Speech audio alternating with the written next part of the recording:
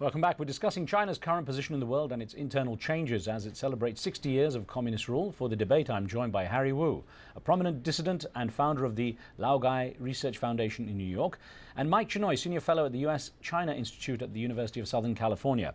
Harry Wu, there was a question or comment that came in from one of our viewers from Washington, D.C. in the USA, Janet McElligott, who wrote in saying, "Having lived in China for 25 years, I can tell China has made some remarkable achievements. I was one of the first whites in Shanghai, and it was common to turn around and find up to 125 people simply following me. They are not followers anymore." I know what you're saying about your comments on China, but surely in 60 years some good has come from the way China has progressed. Can you see some positive aspects to it?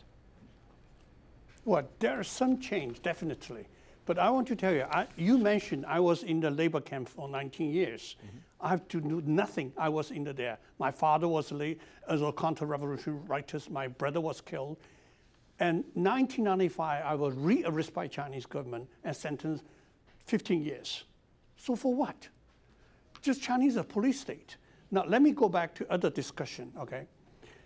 During the Cold War, the West mostly don't want to do any business with the Soviet Union and have a political and whatever military against the Soviet Union. Finally, Soviet Union, dismissed, it's gone, okay? But why they change the policy today, want to invest in China, and that is the way to change China. Okay, why you don't change the same policy against the Fidel Castro in Cuba? Why you don't want to invest in North Korea and fighting against them? Only the Chinese leader is become an honored guest in the White House.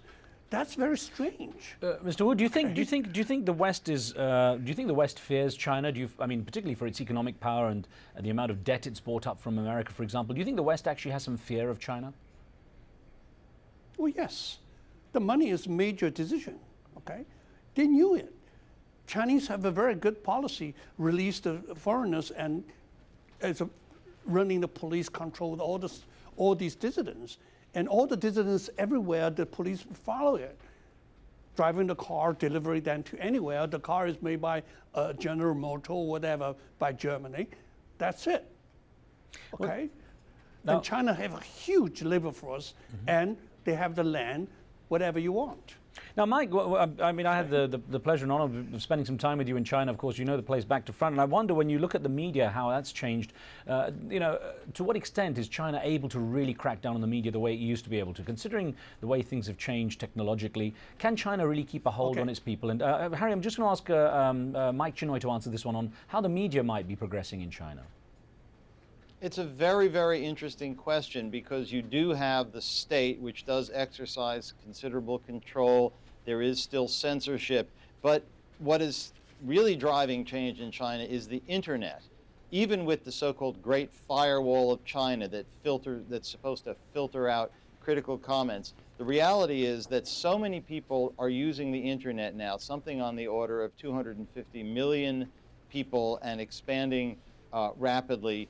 The technology is changing so fast that it seems to be always a step ahead of the censors. And so, despite the controls, more Chinese today have more access to more information about more different kinds of things than they did before. And what that means in terms of the society is really interesting. You're getting, as a result of what's on the internet, newspapers as well beginning to look at social problems. Pick up a Chinese newspaper or go online and you'll see reports about crime, about corruption, about divorce, about drugs, about AIDS, about social problems with a degree of candor that would have been unthinkable 25 or 30 years ago. However, when it gets to the political issue, criticism of the Communist Party, criticism of the top leadership, discussion of changing the political system, there the wall comes, the heavy fist comes down very quickly. But with the internet, it's become a kind of cat and mouse game in a great many areas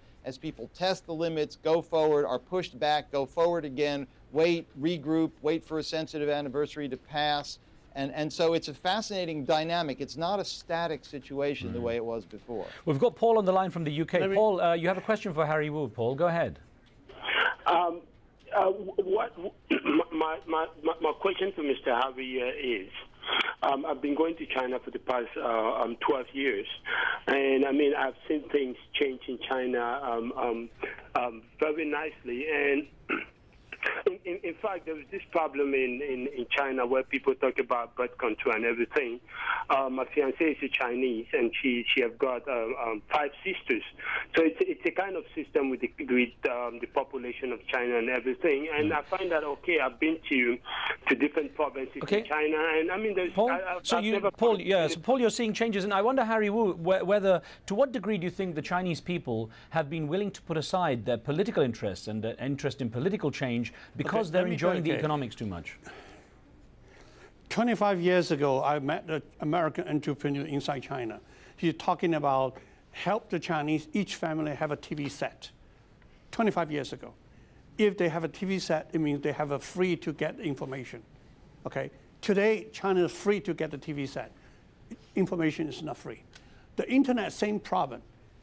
We have a internet, but Chinese block it simply. No way to get in there.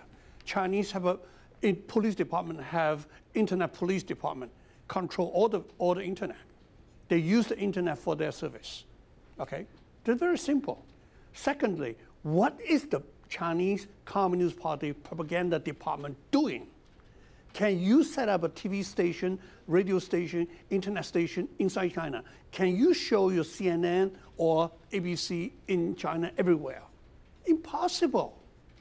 What are you talking about internet, whatever, freedom? What do you think, Harry? How many correspondents are in China? What do you think, Harry, what do you think will create change? What do you think is the most important thing needed to create change in China, to push the country in the direction you would like to see it go? The China is changing.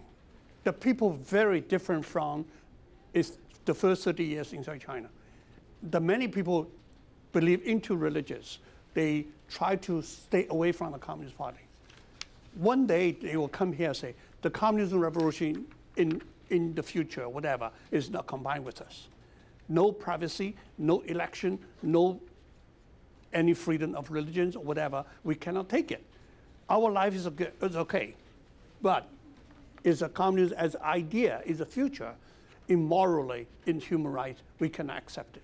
This is the final change. Right, Mike, there's a couple of questions here I'd like to put. One from our live station chat room where people are talking live as we go out live. Now, Noor in Canada says, China's come a long way, but it's clearly in its infancy regarding human rights. What, if anything, is China going to do about this? And one that came via Facebook from from Abu Dhabi, from the UAE, from Ibn Umar, who wrote, yes, China's emerging as a superpower, but I think about the internal problems there, like the condition of the Uyghur Muslims. China was founded on communist theory, but still the condition of the working class is pathetic, and of course there's no freedom for the press. The issue of the minorities and dissidents, can you see any progress? I mean, of course, we saw a crackdown on Uyghurs earlier this year. Can you see any progress for the minority groups, the Tibetans, for example, as well?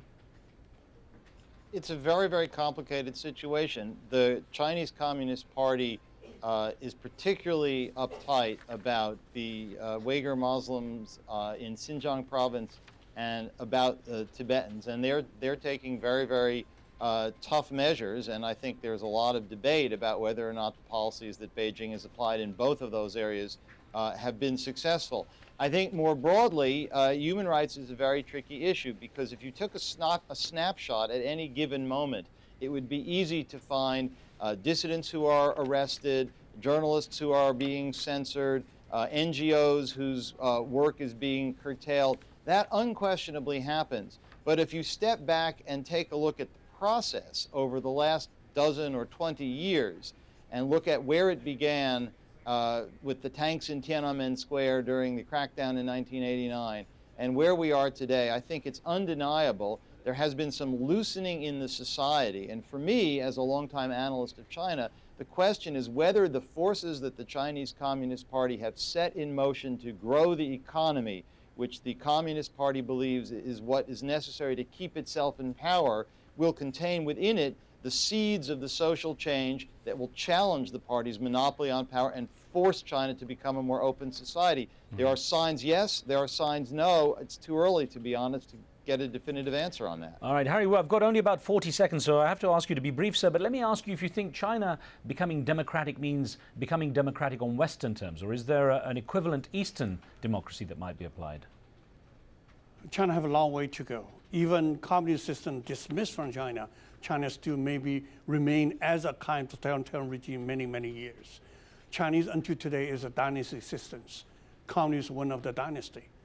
They don't have republic or democracy system inside China. All right. Well, Harry Wu, I want to thank you very much for taking the time to talk to us. Talk with us, Mike. You know, always great to talk with you. Nice to have some time with you again. Thank you. All right. Thank you very much, both of you. Well, that's all we have time for today. I thank you for sending in your questions. Remember, you can follow our program on Twitter. You can send us the questions and comments to use on the show. We'll try to get to those through Twitter if you send us a tweet. On the next show, we speak with Somali leader Sheikh Sharif Ahmed. His administration enjoys more international support than any other so-called interim government over the past 21 years. But can he restore order to his war-torn country? Send in your questions and thoughts on that, and be sure to tune in for that show on Monday. From me and the team, we'll see you next time.